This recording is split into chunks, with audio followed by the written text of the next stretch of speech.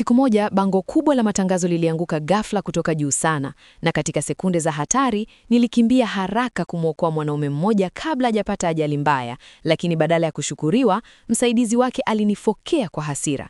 Ndipo nikagundua kuwa nilikuwa nimetumia nguvu nyingi sana hadi nikamsukuma mwanaume huyo moja kwa moja ndani ya bwawa la maji. Hivyo nikakimbia haraka kumtoa, na nilipomwona vizuri uso wake wa kuvutia, nilijikuta nikivutiwa naye papo hapo, lakini bado nilikumbuka dhamira yangu na kuondoka pale.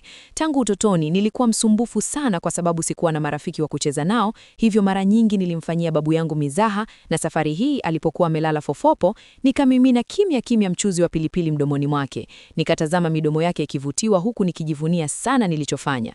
Lakini babu yangu hakuwa na namna ya kunizuia. Akasema, sasa nimekuwa na sipaswi kuendelea kuwa mtukutu hivyo. Akaamua kuniondoa hapo na kunituma kwenda kumtafuta mchumba wangu niliyekuwa nimechumbiwa naye tangu utotoni. Kisha akanipa hirizi ya jade huku akisema mchumba wangu naye ana hirizi inayofanana kabisa na hiyo. Kabla hata sijapinga, tayari alikuwa ameshapakia mizigo yangu na kunifukuza. Nilichokuwa sijui ni kwamba hirizi nyingine ilikuwa mikononi mwa yule mwanaume niliyemuokoa muda mfupi uliopita, na zaidi ya hapo, babu yake naye alikuwa amempangia ndoa bila sisi wawili kujua kuwa wachumba tunaotafutwa ni sisi wenyewe.